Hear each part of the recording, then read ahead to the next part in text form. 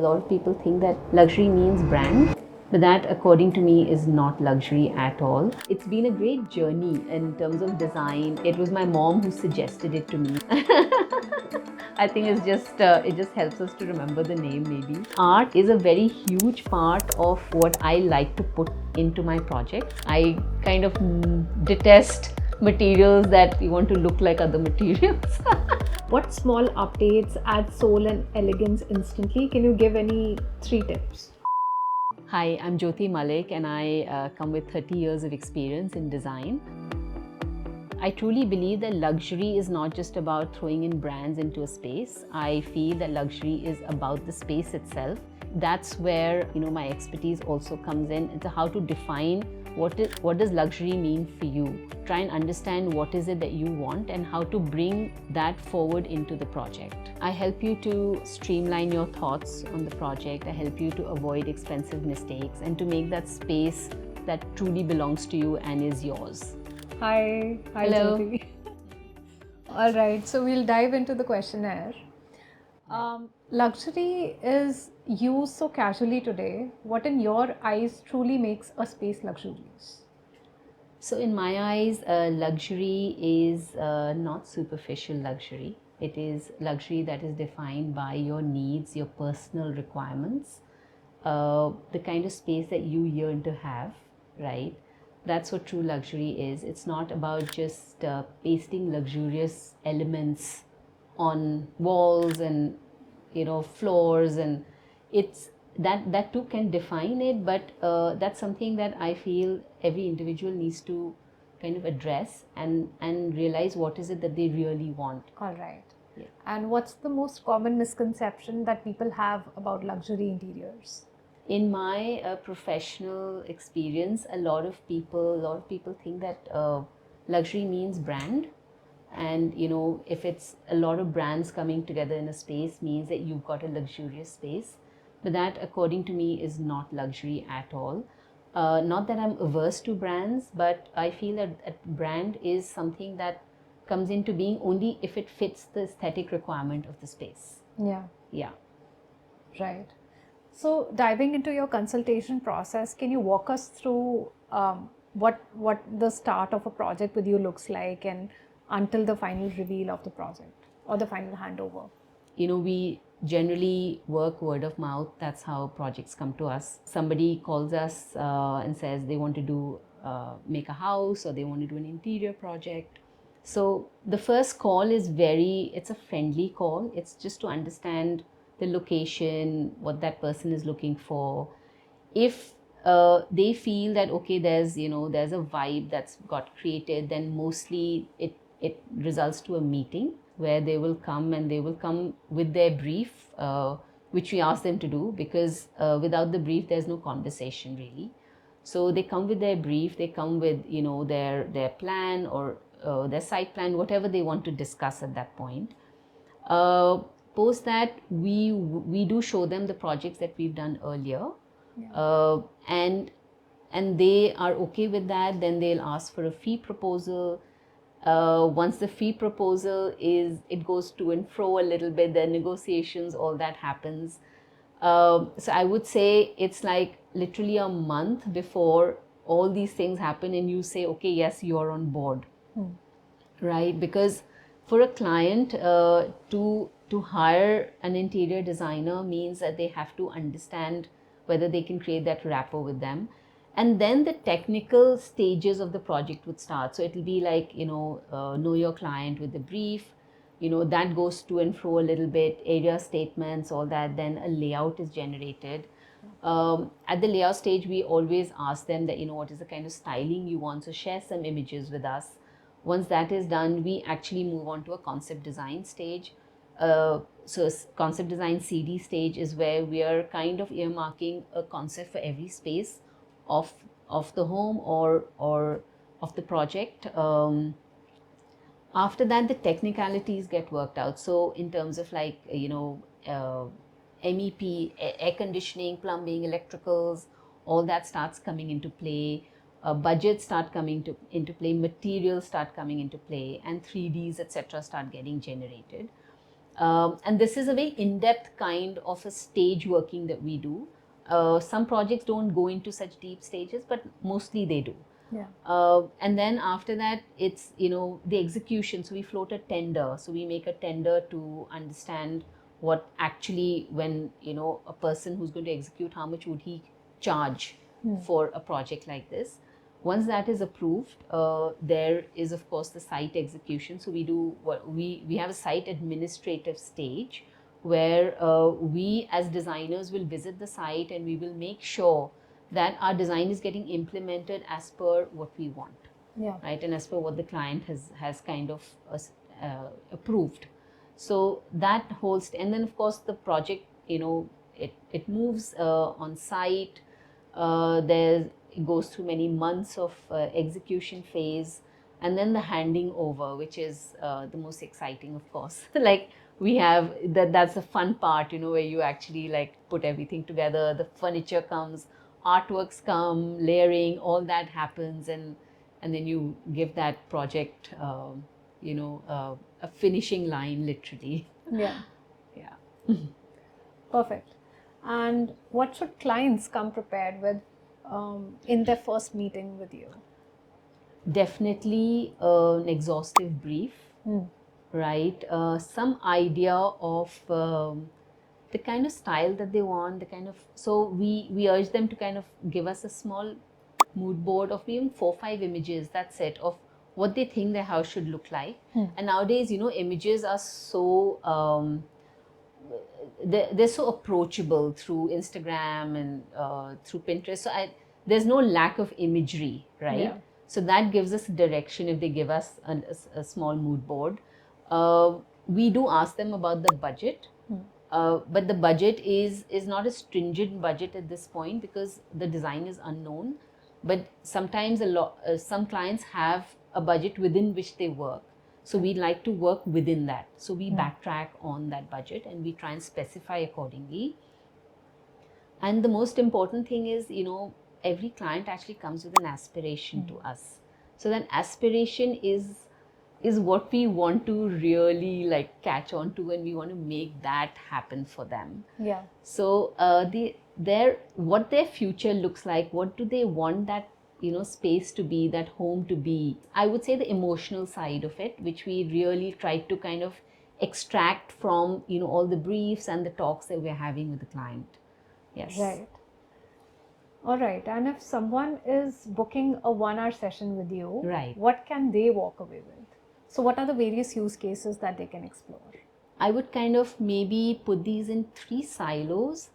One is if somebody is actually coming to us for the beginning, like the start of the project, right? Yeah. In that scenario, we would actually help them with the alignment of the project to say that, okay, these are the stages you'd be looking at. This is what you can expect from a designer. This is, what your role would be. This is the kind of time you're going to have to put in, right? So an insight into the whole process of design and making, a project happen would be the first. I would put that in the first silo.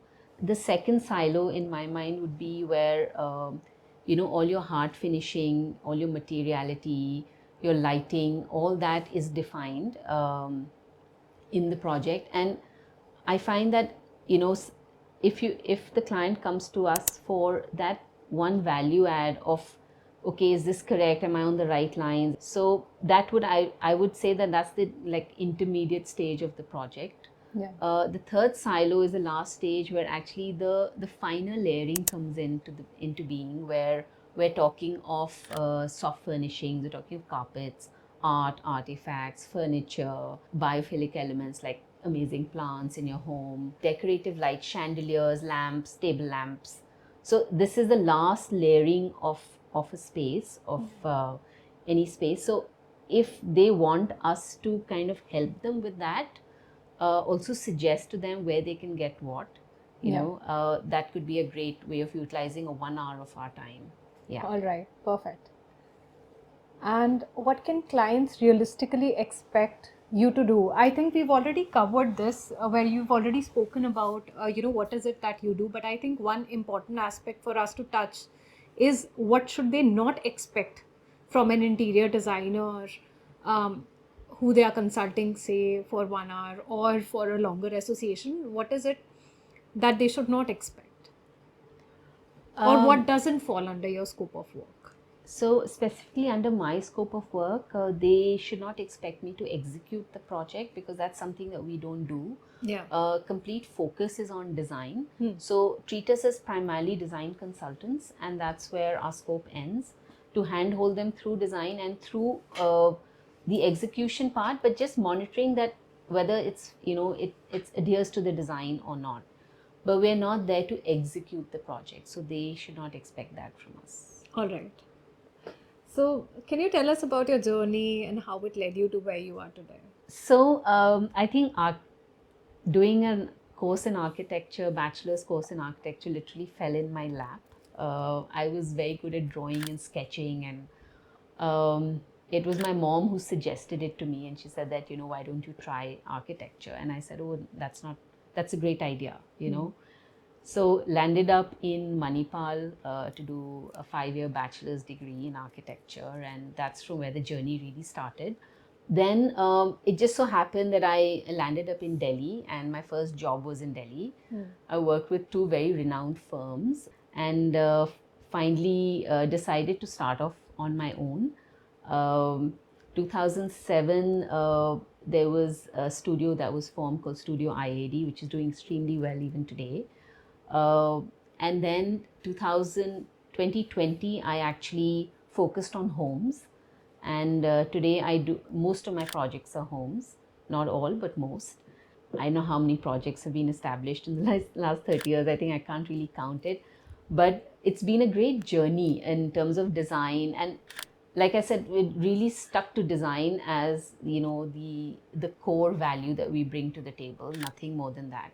So it's primarily design consultancy, and I think we've really enjoyed the journey that it's gone through, even in terms of the number of projects, the kind of projects, the typology, the kind of people we've met, the kind of clients we've had. It's just been great. Yeah. Sounds very wholesome. All right.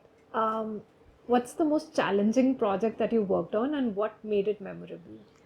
So in 2012, 2013, I was asked by a family of four people, as in 4 families, but all belonging to the one larger family, to do 4 apartments in Magnolias.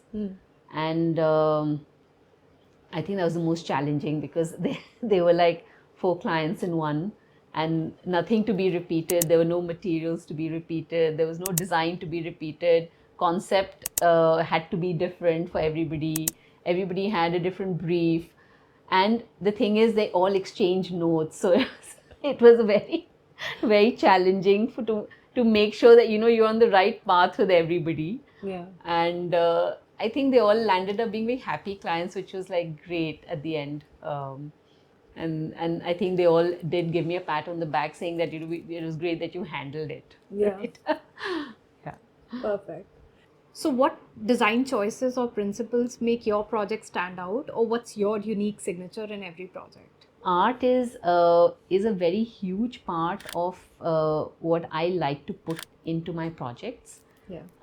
Doesn't have to be expensive art. We have a thing called collaborative art, where we actually bring together our own ideas, where we say, okay, it could be a rough concrete wall, but with a Gond art painting on it. So we create that collaborative art. We bring in the artisans. We help them to kind of get exposed to certain projects of ours, and that for us is a huge part. All right. So, for someone in a rented space who cannot do big changes, what small updates add soul and elegance instantly? Can you give any 3 tips? I would say a bespoke furniture piece. Yeah. It becomes a talking point when your friends come, Yeah. right? I would say art. Art and artifacts, let's put that into the same bracket. Yeah. And soft furnishings, cushions, and curtains, and those kind of carpets, of course. Yeah. Perfect. All right, moving into the fun rapid fire session now. Your current favorite material and design aesthetic? So current favorite, I love stones. I'm a daughter of a geologist. So I've lived with stones my entire life. I know like all the names of all the stones, etc. Right? Um, but there is a certain stone that I really am putting a lot in my projects, and that is in Italy it's called avocatus, but here everyone calls it avocado. I think it just helps us to remember the name maybe. Yeah. It's a very rich green color. It's like a mossy green with streaks of lime green into it, kind of a blackish green literally. Oh wow. And especially when you texture it, it looks really amazing. Personally, I like minimal design with certain pockets of interest that are getting created.